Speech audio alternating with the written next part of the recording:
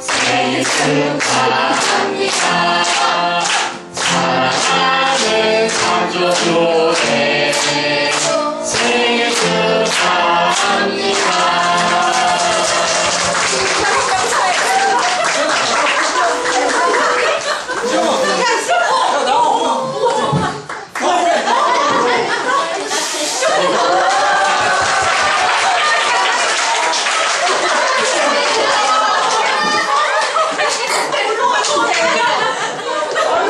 좋은 교회라는 주제로 여기 계신 분들이 한 분도 빠짐없이 자유롭게 얘기를 하는 그런 시간을 갖도록 하겠습니다. 먼저 송기종 목사님께서 말씀 전해주시겠습니다.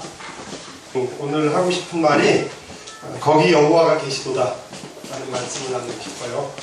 하나님이 거기 계시다라고 하는 건데 에스겔 48장 30절에서 35절 말씀을 봤습니다. 그런 내용을 가지고 나와 참좋은 교회와 하나님 이런 말씀으로 이야기를 하고 싶습니다. 하나님께서는 매 시대마다 그 시대에 맞는 방법으로 계시거든요.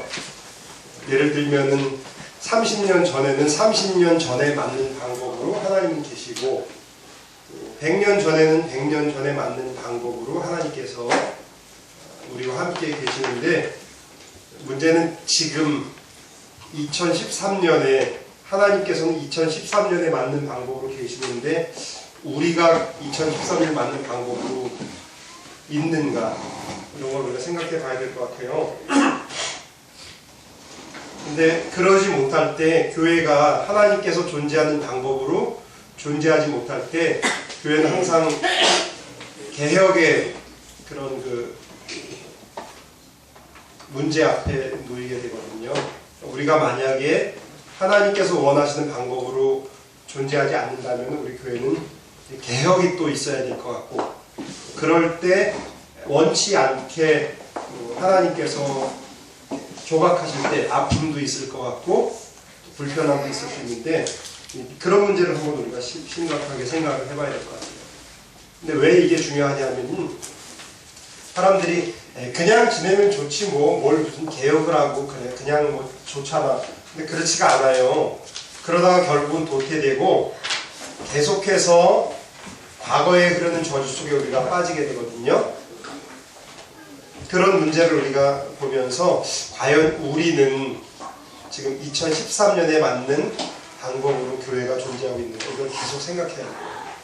2015년이 되면 2015년에 맞는 방법인가 2020년을 우리가 살아간다면 과연 교회가 2020년에 맞는 하나님께서 원하시는 방법으로 살아가고 있는가 이런 것들을 함께 생각해 봐야 될 것 같습니다. 그렇지 않을 때는 반드시 교회는 개혁의 당위성을 맞게 되는데 누가 개혁하라가 아니라 스스로 교회는 항상 자기 자신을 이렇게 쳐서 개혁을 해왔어요. 우리는 과연 2013년에 맞는 방법으로 존재하고 있는가를 깊이 한번 생각해 보시기 바랍니다. 왜 이게 중요하냐면요. 그렇게 될 때만 교회가 다음 시대를 위임받을 수 있기 때문에 그래요. 우리가 여기서만 이렇게 살고 끝내면 되지 뭐 이렇게 할 수 없잖아요. 돈을 잘 벌 때는 다음을 위해서 저축을 해둬야지 잘 벌었으니까 다 쓰고 없애자 이러면 안 되잖아요. 교회도 마찬가지죠. 지금 아무 문제가 없어 보다도 아무 문제가 없음을 통해서 다음 시대를 준비할 수 있는가 궁극적으로 그게 중요한 거죠. 집안을 예를 들면 아버지보다 자식이 잘 돼야지 그 집안이 되는 집안이지 아버지는 엄청 잘 되는데 자식은 안 되고 그 자식은 더 안 되더라 이러면 안 되죠. 아버지가 잘 됐는데 아들은 더 잘 되고 손주는 더 잘 되더라 이런 것이 정말 되는 집안인데 교회는 똑같죠. 하나님께서 원하시는 방법으로 교회가 존재한다면 분명히 다음 시대에 대한 보장이 있을 것이고 그럼 그 다음 시대는 또 보장이 있을 건데 우리가 그러한 삶을 살아가고 있는 생각을 해봐야 될 것 같아요. 근데 누군가가 씨를 뿌리지 않으면 결코 얻을 수 없는 것은 우리가 그런 씨를 뿌리자는 거죠. 불편할지라도 이 시대에 맞는 존재 방법으로 우리가 먼저 살아가자라는 제안을 하고자 하는 것입니다. 그러기 위해서 반드시 우리는 돌아봐야 돼요. 과거를 어떻게 보냈는가 돌아봐야 되는데, 과거를 기억하지 못하는 사람은 과거를 반복하는 저주에 휩싸이게 된다. 조지 산타야나가 한 말인데, 이 말이 어디서 왔는지 저도 궁금했어요.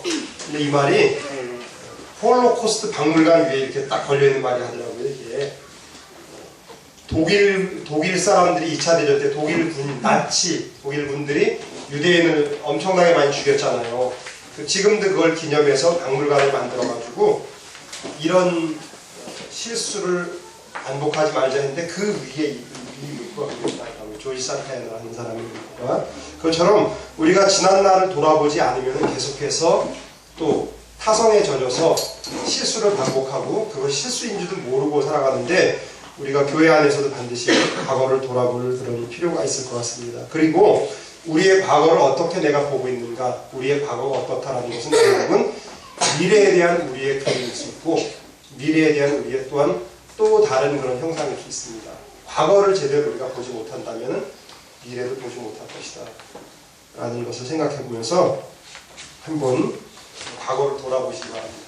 참정교회를 돌아보시면서 반면교사 삼고 또는 타산지석 삼아서 우리는 어떻게 나아가야 될 것인가를 같이 생각해 보시기 바랍니다.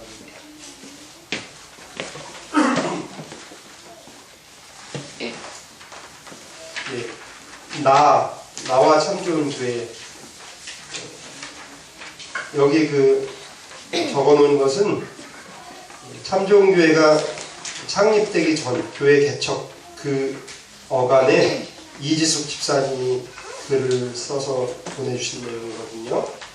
이 내용을 보면 참 좋은 교회가 이런 절차를 거쳐서 개척이 됐구나라는 것을 알 수 있게 아주 자세하게 잘 써주셨어요. 교회 개척의 모든 과정을 이 글로서 대신 하려 합니다. 우리 교회는 이렇게 해서 창립이 됐습니다라는 것을 대신 밝혀드립니다. 이렇게 개척된 참 좋은 교회가 이곳에서 이제 예배를 드리면서 예배 공동체, 학교 공동체, 문화 공동체를 표방했거든요. 참 좋은 교회 공동체는 어떤 교회인가? 교회의 본질은 공동체라고 저는 생각합니다. 교회의 본질은 공동체다. 왜 공동체입니까? 라는 질문에 에드와르드 타놀드라는 사람은 하나님이 창조하신 생명체는 공동체적인 질서 속에서 존재하며 공동체를 향해 움직이고 있기 때문입니다. 이렇게 말을 했어요. 굉장히 중요한 말 같아요. 교회가 예수 그리스도와 관계 맺고 있는 유기체라면 반드시 공동체를 향해 움직일 것입니다. 모든 생명체는 공동체를 향해서 움직이거든요. 그렇기 때문에 새로 개척될 참정교회를 말하는 거죠. 이 당시에는 교회는 성경적 공동체성 회복된 그런 교회이기를 소망합니다. 이렇게 이제 교회는 창립됐습니다. 그래서 시작된 것이 예배 공동체, 하나님 앞에 예배드리는 공동체, 지금 우리가 드리는 모습은 예배 공동체인데요. 특별한 것은 참정교회 안에서 목회자 공동체가 구현됐으면 좋겠습니다. 이야기했어요. 여러분 많이 들으셨습니다.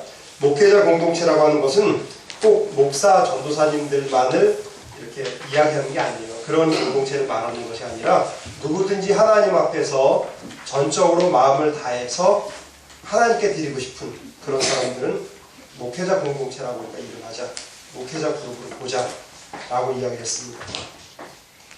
하나님 앞에서 우리가 전심으로 마음을 다 드리는 사람은 다 목회자다. 직업이 무엇이든 관계없이 그분은 목회자다라는 생각을 해봤습니다. 그런데 이런 목회자 공동체는 기능 위주의 공동체가 되면 안 돼요. 너는 이거 잘하니까 이건 맞고 너는 이거 잘하니까 이건 맞고 그러면 못하는 사람은 설 자리가 없거든요. 그렇게 맞지 말고 역할로서 나는 무슨 역할, 교회 안에서 어르신들은 엄마 역할, 아빠 역할 해주시는 거고 또 어린아이들은 자녀 역할을 하면 되는 거고 이렇게 서진이가 계속 이렇게 웃으면서 이렇게 쳐다보거든요. 그러니까 아들 역할 해서 막내 아들 역할을 지금 하면서 우리 부모들에게 기쁨을 주고 있고 또 여기 또 새물결이도 와서 이렇게 사과 먹으면서 예배를 참석하고 있는데 저거 같잖아요. 독사가 먹는 백설공주 예쁘잖아요. 그러니까 또 이렇게 자녀 역할을 하면서 우리에게 기쁨을 주고 이런 역할. 그럼 누구 하나도 소외될 필요가 없어요. 못하고 잘하고가 중요한 게 아니에요. 누구든지 그 역할을 교회 안에서 맡으면 되는 거죠. 자녀의 역할, 뭐 형의 역할, 아저씨의 역할 좀 그렇다. 그러니까 그지? 아빠의 역할, 엄마의 역할, 할머니, 할아버지 역할 이렇게 역할로 가족 그런 구조 모습 공동체인데 굉장히 특별한 것은 참좋은교회가 창립한 이후 10년 동안 단 한 번도 목회자가 그러니까 목사, 전사 이런 그 전임 그런 그 목회자가 3명 이하로 있었던 적이 없었어요. 창립 때부터. 이거 너무 기적 같은 일 아니에요? 교회 창립되면 담임 목사 혼자서 그냥 다 하잖아요. 근데 참좋은교회는 처음부터 계속해서 그렇게 오는 거예요. 이건 굉장히 놀라운 일 같아요. 10년 동안. 많았을 때는 5명까지 있었어요. 이렇게 사역자들이. 그래갖고 만약에 주보에다 사역자 이름만 딱 쓰면 저 교회 한 300명 모인다. 5명이 사역자 없는 그런 적이 있었고 계속해서 사역자들이 이렇게 했고 작년 10주년 기념을 기점으로 거기까지 하나님께서 이렇게 하신 것 같아요. 그래서 저는 고민을 많이 했어요. 그럼 이게 어떻게 유지돼야 될 것인가 하고 고민하다 나름대로 이거는 그럼 이제 여기서 우리 모든 가족과 함께 이런 공동체를 하나님께서 말합니다. 그동안 저는 예를 들면 김정규 전사님 창립 때부터 같이 있었죠. 노성주 간사님 지금 목사님이 되셨는데 노성주 간사님 같이 계셨죠. 권혁태 목사님 우리 교회 같이 계셨죠. 또 고정원 목사님 한 6년 같이 계셨죠. 조일금 목사님 계셨죠. 또 누가 있었을까? 정혜은 목사님은 자기가 사이버 교인이라 하면서 늘 같이 있었고 시간이 있을 때가 또 최력원 전사님 지금 와서 같이 예배를 드리죠. 꼭 나는 참좋은교회 등록한 교인입니다. 그게 중요한 게 아니에요. 하나님 앞에서 이런 형태로 같이 예배를 드리고 싶습니다. 그렇게 말해주면 6분이 참좋은교회에서 같이 예배를 드렸어요. 이분들이 동시에 5분이 계신 적도 있었거든요. 놀라운 일 같아요.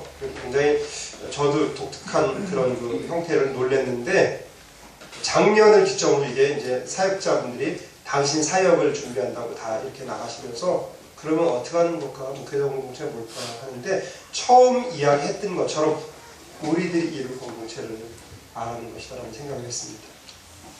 하나님께서 우리가 이제 그걸 요구하시는 것 같아요. 근데 그때 필요한 것이 이제 이 목회자 공동을 생각하면서 제시했던 것이 이런 거예요. 시간 공동체가 시간이 나눠져야 되고 공간이 나눠져야 되고 물질이 나눠지고 지식과 영성이 나누어져야지 됩니다. 그래야지만 공동체는 생겨납니다. 라고 말을 했어요. 시간이 나눠지고 공간 나눠지고 물질, 지식, 영성이 나눠져야 됩니다. 그렇다면 우리는 지금 어느 정도까지 가고 있는가 생각해야 돼요. 지금 참 좋은 교회 안에서는 이게 한 2번 반, 3번 정도쯤 우리가 가고 있는 거 아닌가 이런 것들을 한번 우리가 확인해 봐야 돼요. 우리는 어디까지 나누는 이루어지고 있는가. 학교 공동체가 또 교회 안에 있었죠. 덕과 꿈과 실력을 겸비한 하나님의 사람을 만들자라는 그런 건데 사실 이게 처음부터 생각된 건 아닙니다. 하나님의 그런 사람, 처음부터 이런 사람을 의도한 것은 아닌데 하다 보니까 점점 구체화된 거죠. 그래서 결론적으로 도달한 그 내용이 다음 시대구나. 우리가 이 아이들을 통해서 다음 시대를 준비해야 되겠다라는 생각까지 해왔습니다. 학교 공동체는 무엇을 교육하나? 하나님의 사람을 교육하죠. 여기서는 하나님의 사람은 어떻게 하는 것을 계속 교육하고 있습니다. 그래서 원하는 것은 역사 속의 교회를 세우기를 원합니다. 학교 공동체에서 우리가 이루고자 하는 것입니다. 교회는 두 가지가 있어요. 하나는 지역교회가 있습니다. 화곡동 교회, 참좋은 교회, 화곡사동에 있는 교회일 수도 있고요. 이 지역에서, 여기서는 역할이 지역 현장에서 예수 그리스도의 증인으로 살면 되는 겁니다. 이런 교회가 로컬 처치라고 하고 또 하나는 이제 역사적인 교회가 있는데 이거는 우리가 많이 들었던 것처럼 히스토리컬 처치, 작년 이후에 많이 들었잖아요. 이런 교회가 있어요. 근데 이 히스토리컬 처치는 다음 시대를 준비해서 다음 시대의 교회를 만들어가는 그런 교회는 두 번째 역사적인 교회라고 말하시는데 참좋은 교회에서 지금 하는 일들은 두 번째 이런 형태로 특별히 아이들을 잘 키워서 이 아이들로 교회가 세워지게 하는 거죠. 이런 역할을 지금 우리가 하고 있는데 한번 같이 생각해 보시기 바랍니다. 그러면서 10년을 왔어요. 이제 참 좋은 교회, 여기까지는 나 개인이겠죠. 이제 10년을 이제 오면서 참 좋은 교회를 생각해 봤습니다. 그러면서 교회가 직면한 그런 변화들을 생각해 봤는데, 창립 10주년을 기점으로 해서 참 좋은 교회는 변화가 많았어요. 첫째는 교회의 정체성에 대한 새로운 각성이 있었습니다.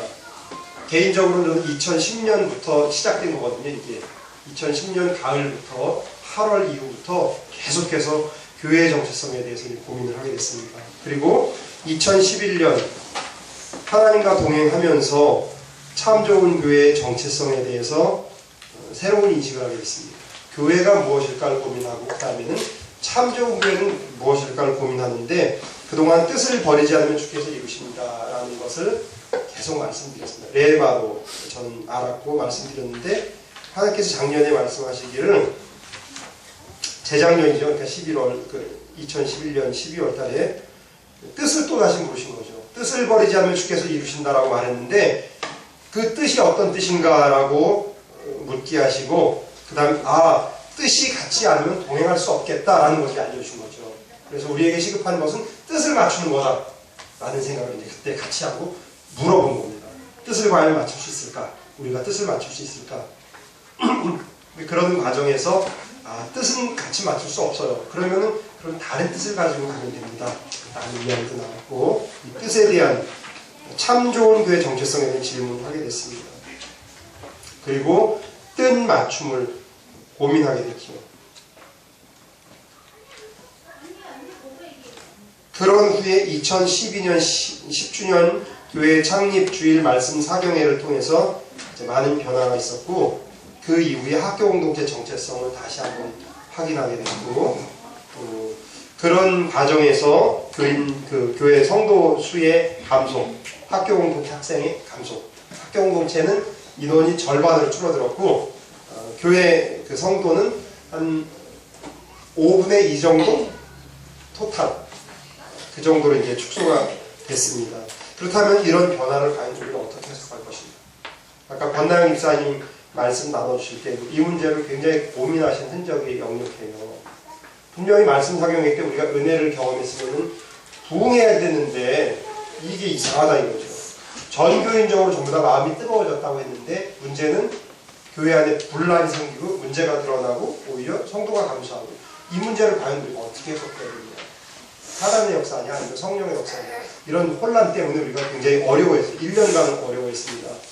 그런 과정에서 성도들 한 사람 한 사람이 또 나름대로 해석을 잘 하셨어요. 참 감사하고 그 어려운 시기를 이렇게 잘 겪어 오셨어요.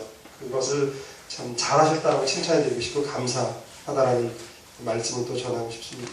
이 변화를 어떻게 해석할 것인가 라는 물음을 가지시면서 이 이후에 다시 세워질 교회, 하나님께서 다시 세우실 교회, 이런 교회는 어떤 교회인가, 어떤 교회가 돼야 되는가라는 것도 저는 다시 생각을 해봤습니다. 여러분도 그런 걸 생각해 보시기 바랍니다. 참 좋은 교회가 어떻게 세워져야 될 것인가.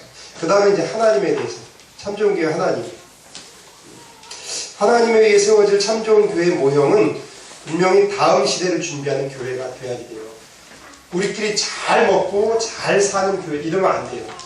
우리만 잘 되는 교회는 안 되고요. 정말 하나님의 교회를 세우는 교회가 됐으면 좋겠어요. 이런 과정에서 엊그저께 제가 전화를 받게 됐어요. 한 목사님한테.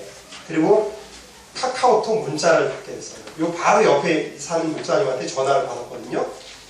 기적 같은 이야기, 꿈 같은 이야기를 이분이 들려주신 거예요. 여기 이제 적어놓은 내용을 이분이 직접 하신 내용이거든요.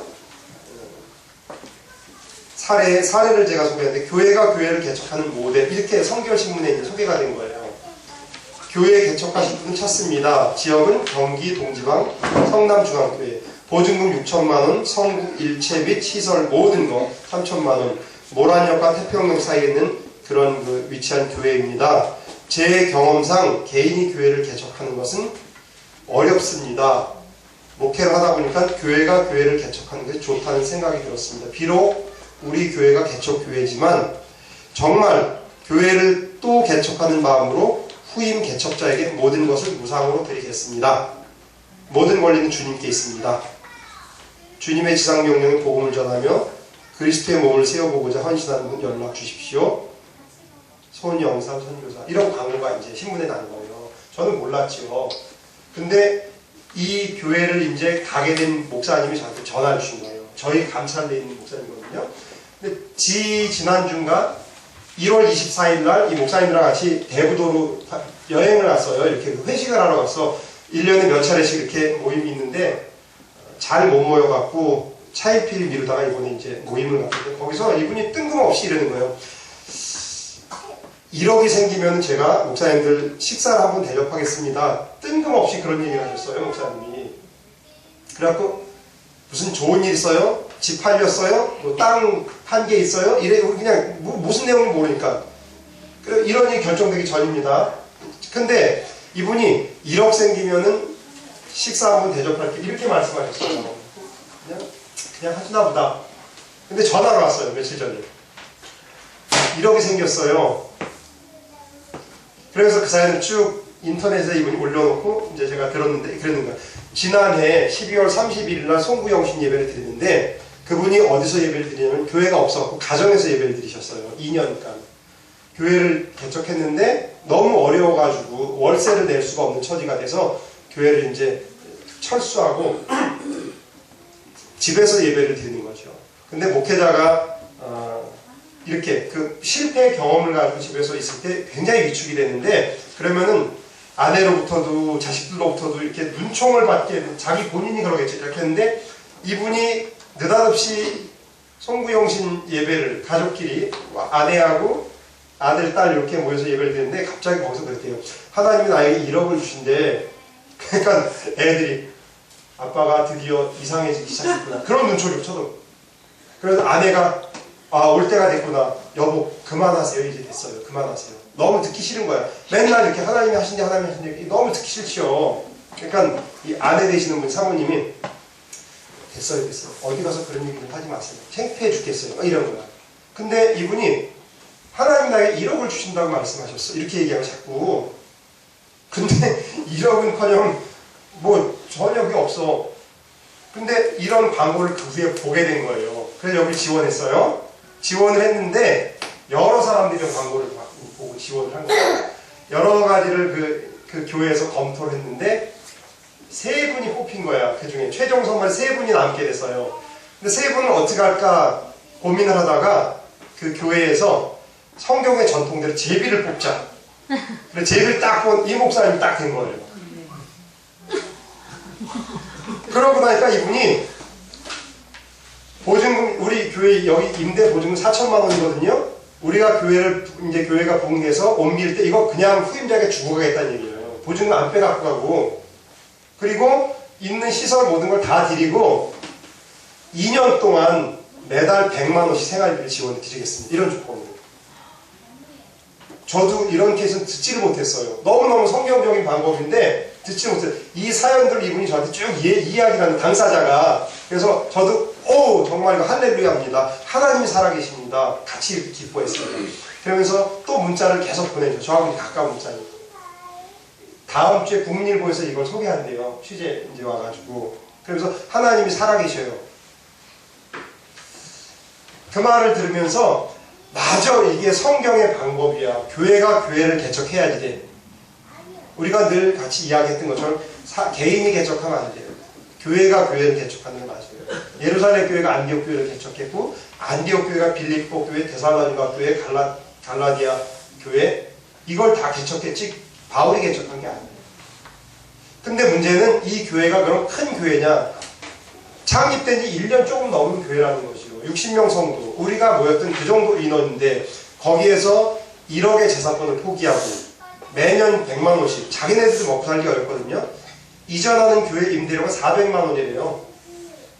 우리 정도 규모에서 우리 2배 정도. 여기서 400만 원 자기들 임대료를 빼고 100만 원을 다른 데다 그냥 아무 조건 없이 주고 1억을 그대로 이양하고. 이게 과연 그러면 어떡하냐. 성도들이 그걸 다 다시 충당해야 된다는 얘기죠. 가능한 이야기인가 한번 묻고 싶어요. 하나님께서 우리에게 그렇게 요구하신다면 우리는 그럼 어떻게 우리 헌신하고 참여할 수 있을 것인가. 대부분 경우에 이러면 절반은 나가요. 교회 개척합시다, 교회 옮깁시다 하면은 부담지기 싫어하고 나가요. 교회 건축합시다 하면 절반은 빠지거든요. 그래 나머지 절반은 또 조금 더 있다 빠지고 이렇게 교회가 세워지는 게 일반적이에요.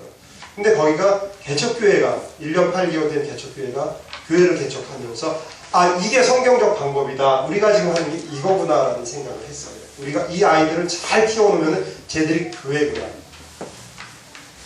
그리고 또 좀 더 우리가 교회가 더 규모가 커지고 한다면 과연 그럼 우리가 어떻게 그걸 조달할 수 있는 거죠. 이분들하고 성남 지역 개척교회는 부자들은 안 가요. 특징적으로. 그럼 여기 교회는 분명히 우리하고 똑같은 사람이 지금 있단 말이죠.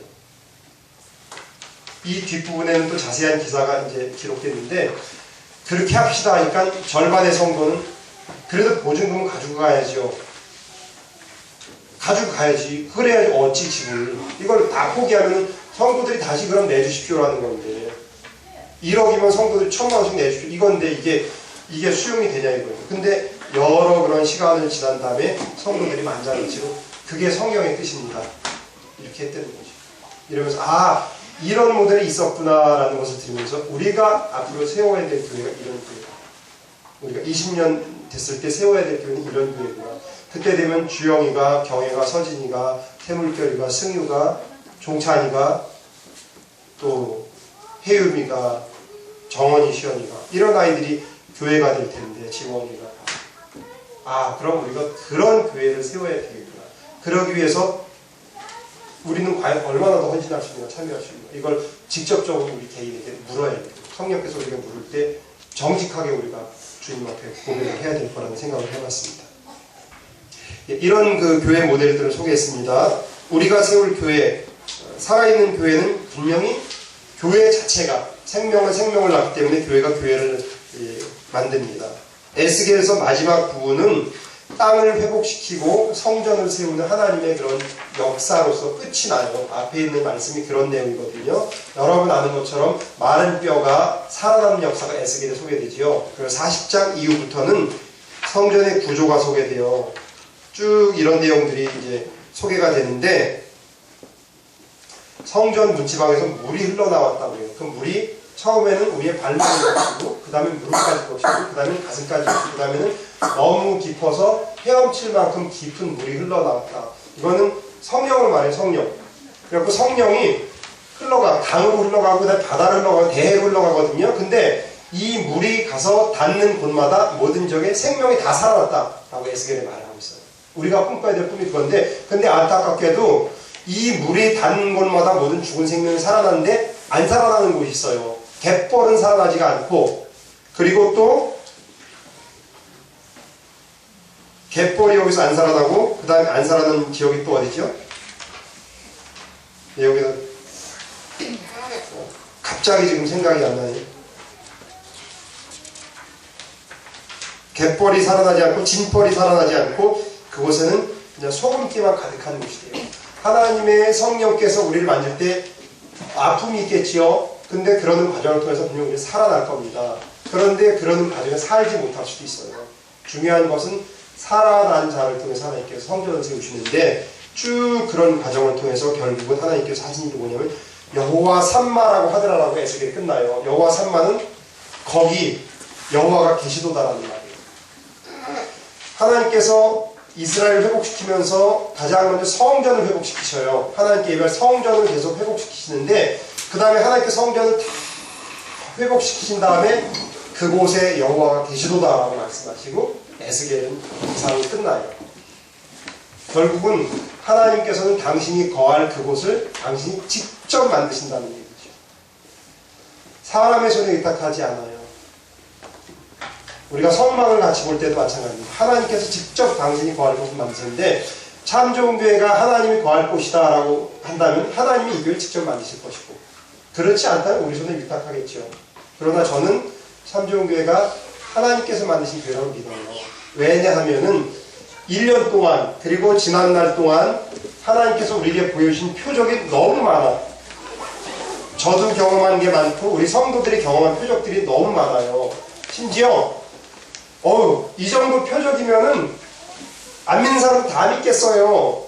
성경에 그러거든요. 믿지 않는 사람들도 예수의 표적을 보면 말하기를 메시아가 올지라도 저보다 많은 표적을 행할 수 있겠느냐. 메시아 맞아. 하나님께서 우리에게 보여준 표적이 굉장히 많거든요. 그렇다면은 우리가 더 이상 주님한테 표적을 보여주십시오라고 간구할 것이 아니라 우리는 하나님 이제 믿음을 주세요. 하나님이 거기 계시는, 하나님이 이곳에 계시는 것을 우리가 확신할 수 있는 하나님 믿음을 주세요라고 하는 그런 것을 우리가 이제 기도해야 되지 않을까 생각을 했습니다. 그리고 나서 하나님이 여기 계시니 우리는 그럼 어떻게 믿음 생활할까요? 주님한테 물어봐야 될 거라고 생각합니다. 창립 11주년 기념일에 11년만 돌아볼 것이 아니라 더 새로운 많은 날들을 이제 바라보면서 정말로 기대되는 말씀은 저는 여호와 삼마, 여호와가 거기 계시다 라는 말씀, 여호와 우리 안에 계심을 저는 믿습니다. 하나님께서 이렇게 하실 겁니다. 하나님 보여주세요 기도하지 말고 우리가 하나님 어떻게 믿음 생활할까요? 이런 기도가 있어지기를 주님의 이름으로 축원합니다. 예, 목사님 말씀 감사합니다. 지금부터는 자유롭게 한 분 더 빠짐없이 그 말씀을 좀 이렇게 나눴으면 좋겠는데요. 이것처럼 나 하나님 그리고 참 좋은 교회라는 그 주제 안에서 모든 게 다 포함될 것 같은데요. 이 주제 안에서 얘기가 좀 이렇게 녹았으면 참 좋겠습니다. 먼저 그럴 리 없습니다.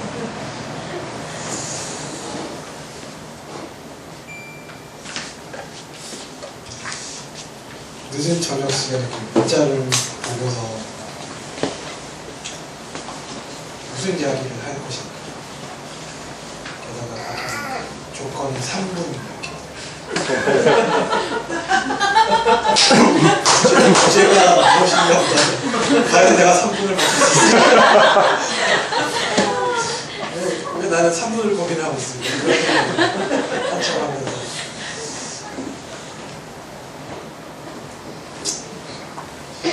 나 하나님 그리고 참 좋은 교회라는 주제가 또 이렇게 딱히 떠오르는 게 없었어 사실. 이렇게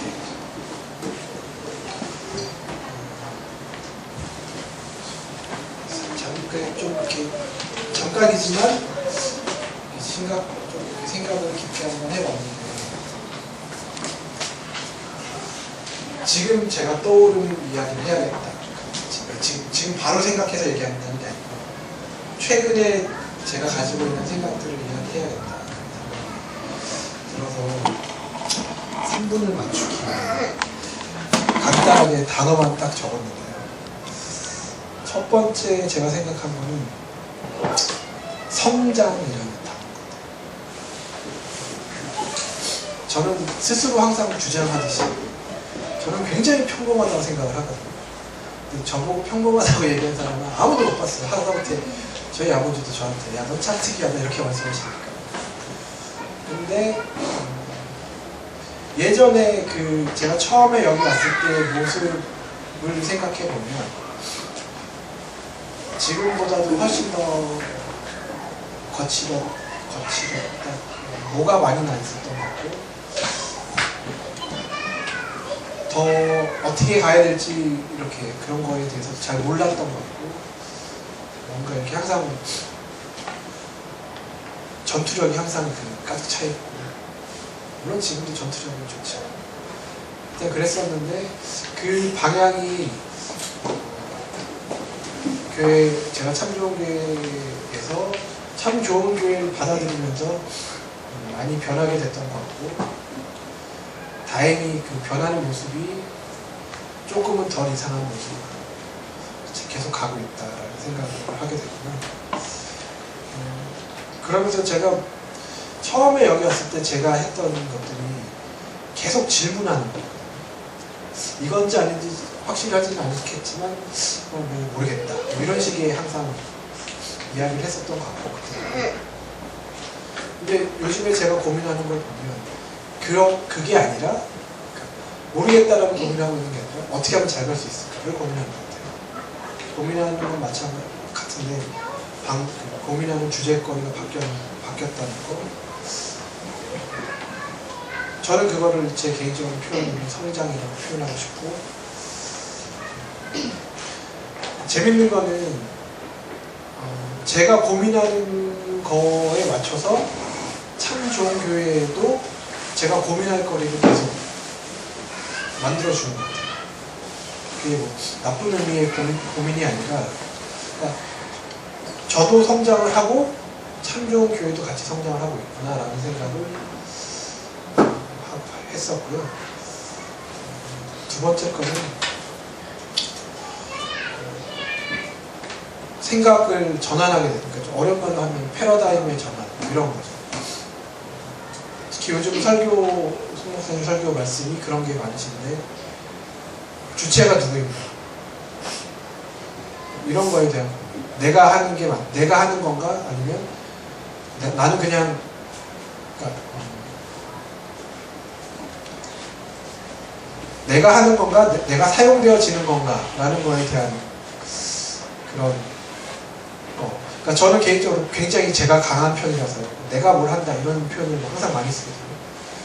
근데 그게 어느 순간에 내가 한다가 아니고 내가 그렇게 되어진다라는 식으로, 얼마 전에 말씀드렸던 그 능동태에서 수동태의 표현으로 바뀌어지는 그런.